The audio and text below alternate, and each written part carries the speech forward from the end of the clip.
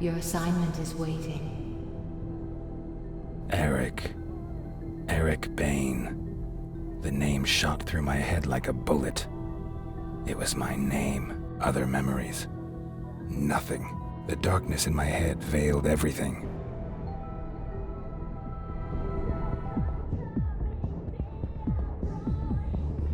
The angel was gone, and so was the pain. Let's stop it right there. How did that sequence make you feel? Did it make you feel good? Are you happy? Were you impressed? This scene happens within the first 30 seconds of the game. It's a perfect example of the quality and craftsmanship that was put in to making this title. Hi guys, just starting off saying that I got a cold and it sucks. But it doesn't suck as much as this game. Dark is a game developed by Realmforge Studios, the guys who brought you Dungeons. On Steam, it is described as a unique stealth action game with RPG elements. You will ambush your enemies from the shadows, roam the darkness, and use powerful vampire skills to dispatch your opponents. Only one of these statements is true. It's this one. I'm going to say this outright. I'll tell you my overall score for this game before the rest of the review. Why? I don't want to waste your time. Hands down, out of 10, this game is a very, very solid fuck you. Hey, I'm allowed to say that, K. Dark is rated M on the ESRB. This is the worst game I've ever played in years. Not only does the story violate my pre-existing notions of what characters, development, and plot means, but the gameplay, especially on mouse and keyboard, is tacky and hopelessly clunky. You want some proof? I'll show you some proof. Okay. 2 dudes here. I think if I attack... Eric, I have a new trace on Vlad. He's on a different floor. What the Head to the lower elevator and I'll take you there. I hope you're right this time. Oh! In the long run, and I don't want to waste your time with this review because this game sucked the life out of me. I didn't deserve it. You guys don't deserve it. Nobody deserves it. Nobody deserves this. Before you go on to say that I have something against games by unfamous developers wanting to break into the multiple choice action RPG department, I really enjoyed Alpha Protocol. In fact, I loved Alpha Protocol. I thought it was entertaining, like how The Room is entertaining. I would actually recommend it over this game 100 times over, since the only thing Dark has that's better than Alpha Protocol is the sneak animation.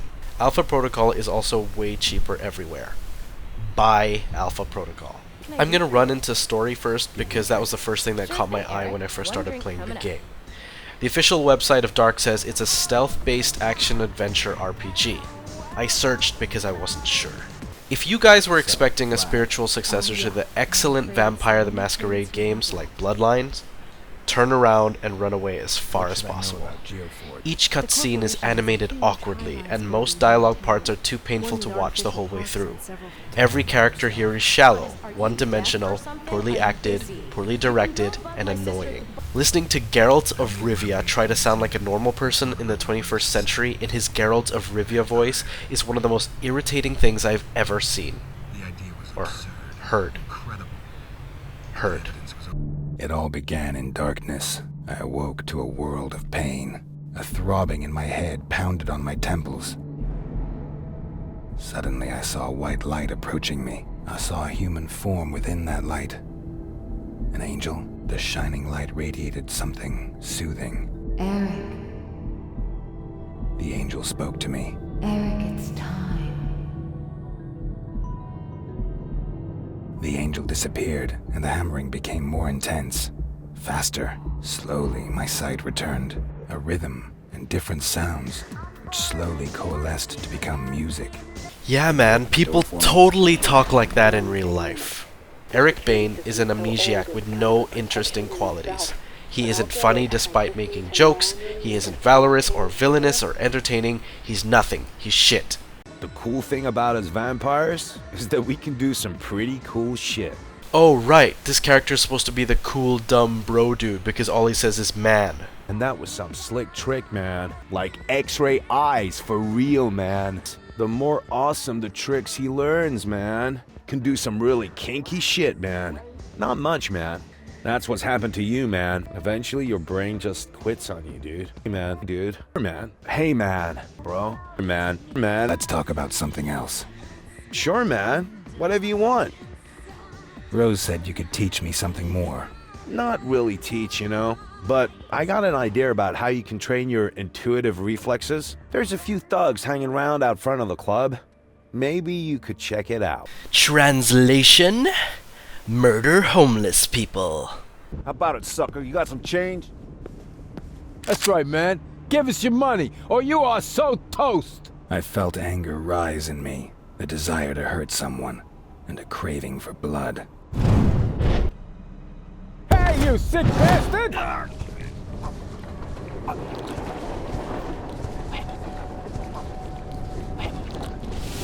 I couldn't explain what had just happened. I'm telling you, the bastard done Mikey. Tore his fucking throat out. Okay, man, calm down. We'll keep you safe.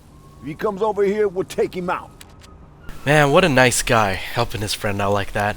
I hope I don't have to. Oh. Okay.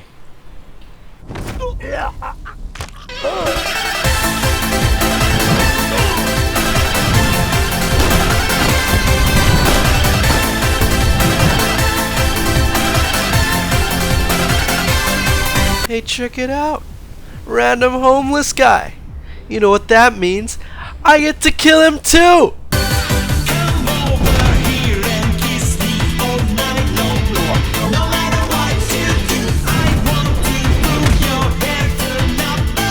What hurts me the most is that in a GameStar interview, the creative director said that they wanted to go into serious storytelling. They wanted to veer off from the original ironic tones of their old games. But I don't know, are you supposed to take these assholes seriously? Or is the director insulting our intelligence?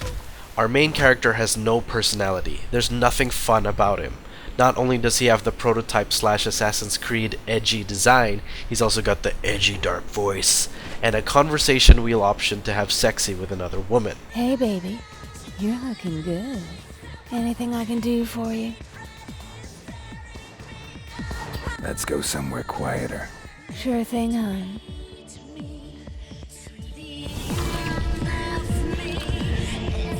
Hey, that was fun. Don't forget me, baby. There's a lot of exposition in the beginning of Dark to get you up to speed with how vampires work in this universe. You play as a new vampire, Eric Bane. Yes, his last name is Bane, you know, like a poison, because he's a vampire. Eric, You good get to it? see you. Eric is introduced to a group of vampires who, Not get much, this, to be honest. own a My nightclub. sister made They me have feel no like ambition or it's all drive the beyond moves owning a so nightclub fast. and hanging out with Cool, other really vampires. eccentric. But we're not for some really reason, they decide to risk everything to help a random amnesiac who just waltzes through their front door despite a fate worse than death awaiting them. They're not even good people. They're all assholes. Do you have a better plan? Vlad didn't work. No, unfortunately, I don't have a better plan, Eric. I wish I did, but I don't. I don't imagine I can talk you out of it. All right, I'll help. You're absurdly lucky.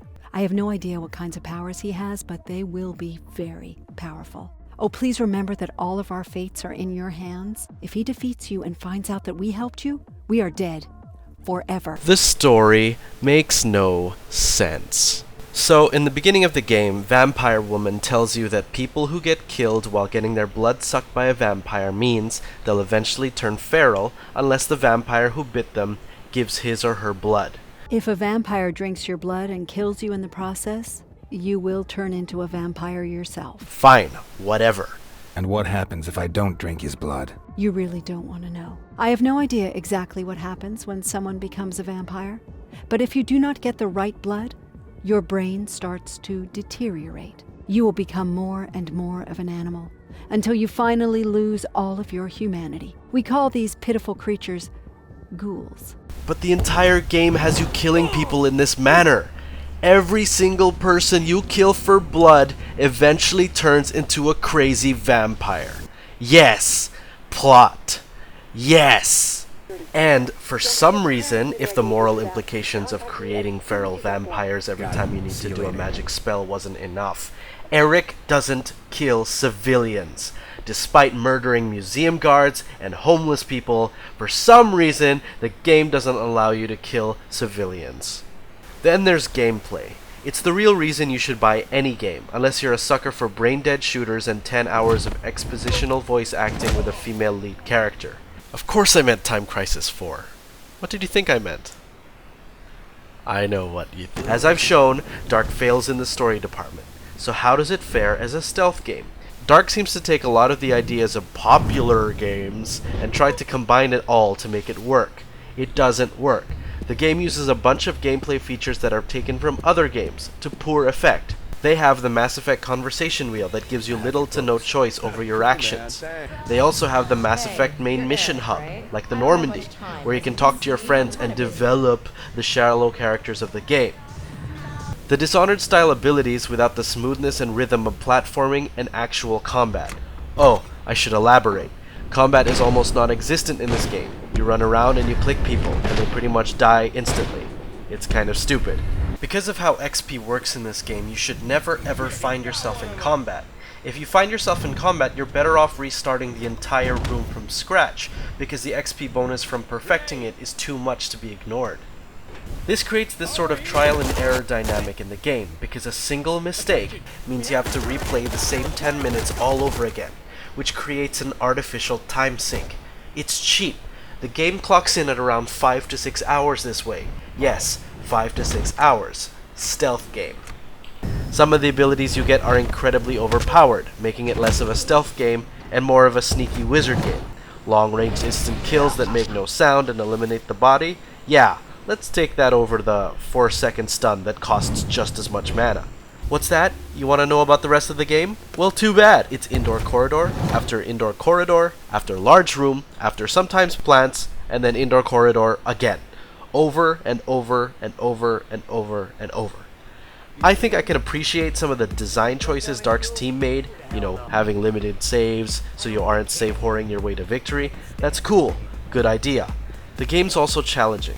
It's sometimes incredibly cheap, which I'll get to in a sec, but it's also very difficult, especially if you want to max your XP gains. But for every good thing in this game, there are 30 more bad things. Not to mention the story and shitty controls makes it really hard to play. Like the story, I'm going to give you an example of stupid gameplay design that puts the nail in the coffin for me. In the beginning of the game, they tell you that if you run through a scenario without even giving a hint of your existence, you'll get a fat XP bonus. And the XP bonus is super fat. It's fucking huge. At the end of the first mission, you're chasing a fat vampire who is deemed powerful, yet for some reason has no vampire abilities, through a linear gauntlet of guards and ghouls that are coming at you. So I went about like I did the rest of the game. Sneak forward, taking out enemies without them seeing bodies, and when I felt like it, I used my limited save slot where I felt was halfway through the scenario. Great. So I finally get to the end, and what happens? Your front is locked up and a group of enemies appear from behind, finding all of my dead bodies in the meantime. And I thought TAC Infinites were cheap. Game Design 101. You never ever pull a game changer that affects the outcome or score of a level you're playing without warning. As soon as I saw this, I knew it. Realmforge Studios did not know what they were doing. Not convinced? Think I'm grasping straws? Dark was not made for PC. While every spell is hotkeyed 1 to 9, there's no HUD that shows it, so you gotta memorize it. All actions seem to stem from the mouse click. Dragging bodies and killing people are the same button. What does that mean? That means if there's a damn body next to a person, sometimes you'll drag the body by accident. This doesn't apply to the 360 controller, thank God. For some reason, the thing with less buttons gets to use more than just a single button for different actions. Oh, you know what was cool about the game? The fact that you could step on glass and it would make noise. Oh wait, that's just like Metal Gear Solid 2. And if you step on the glass while carrying a body, it makes no sound. Right. Oh yeah, vampires stick to the shadows, right? It was in the Steam description? Wrong. There is no light system or shadow system in play here. It's like playing a crappy version of Metal Gear 1. It takes 1 to 2 hours before your first choice, and it doesn't really make a difference in the conversation, and it doesn't change the ending. In fact, I don't even know why it's there. I can't show it to you because it's a spoiler. You know those action games that are fun in the beginning, and then they get really irritating and boring because certain enemies that are introduced are not fun to fight? Yep, they got them here. I won't show them to you because it's actually a pretty heavy spoiler, but they're here. What was the best and most redeeming part of the game, you ask? You can beat the bosses with stealth. That's pretty cool. You don't have to fight them. There are rarely any real situations where you have to resort to combat. You die fast, and stealth is the focus of the game. Too bad stealth is stupid and cheap. I regretted every minute I spent on this title, and I am incredibly upset that I had to do a review on it. The graphics were uninspiring and the animation is painful. The soundtrack is everything you've heard before on repeat. It's your typical vampire dance club music on loop. You'll be constantly questioning what's being told to you, since what you see and what you hear are completely different things. Don't think that means it's well-hidden twists. I'm talking about extremely basic things. Rose, I'm there. It's pretty busy here.